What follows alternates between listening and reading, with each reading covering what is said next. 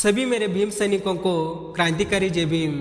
देश कंट्री में इन दिनों भारत और इंडिया वर्सेस भारत शब्दों को लेकर राजनीति पॉलिटिक्स जोरों पर है।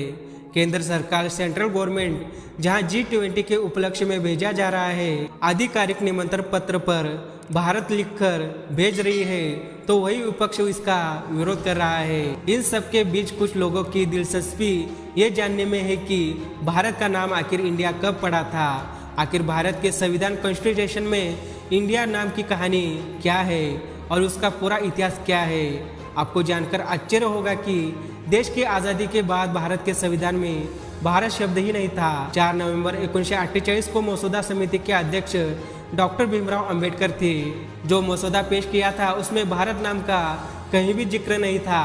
दस्तावेज बताते हैं कि संविधान सभा कॉन्स्टिट्यूएंट असेंबली के सदस्यों के काफ़ी विचार विमर्श के बाद भारत शब्द को मसौदा पेश किए जाने के लगभग 1 साल बाद संविधान के ड्राफ्ट में जोड़ा गया था।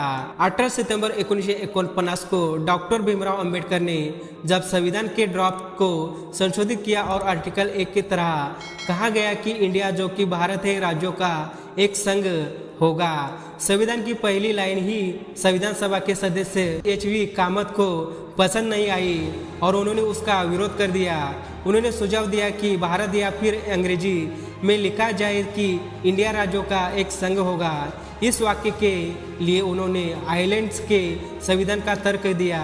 संविधान सभा के सदस्यों के बीच भारत नाम रखे जाने को लेकर जोरदार बहस हुई। संविधान सभा के सदस्य सेठ गोविंद दास, कमलापति त्रिपाठी, कोल्लूर सुब्बाराव, राम सहाय और हरगोविंद पंत ने भारत शब्द के लिए जोरदार बहस की। संविधान सभा के एक सदस्य सेठ गोविंद दास ने कहा इंडिया न ही प्राचीन शब्द है और न ही भारतीय संस्कृति से निकला। उन्होंने कहा ना ये शब्द वेदों में भी नहीं पाया जाता है। ब्रिटिश के भारत आने के बाद इस शब्द का इस्तेमाल शुरू हुआ। सेठ गोविंद दास ने कहा भारत शब्द यहाँ के वेदों, उपनिषदों, ब्राह्मणों, भारत और पुराण के साथ साथ चीनी यात्री वेन्संग के लेखन में भी पाया गया है। ये शब्द भारत की संस्कृति के बारे में विस्तार से बताते हैं। इस बहस में तय हुआ कि भारत शब्द किसी भी तरह पिछड़ा शब्द नहीं है बल्कि भारत के इतिहास और संस्कृति के अनुरूप है। दास ने कहा अगर हम इस मामले में सही फैसले पर नहीं पहुंचते हैं तो इस देश के लोग शासन के महत्व को नहीं समझ पाएंगे।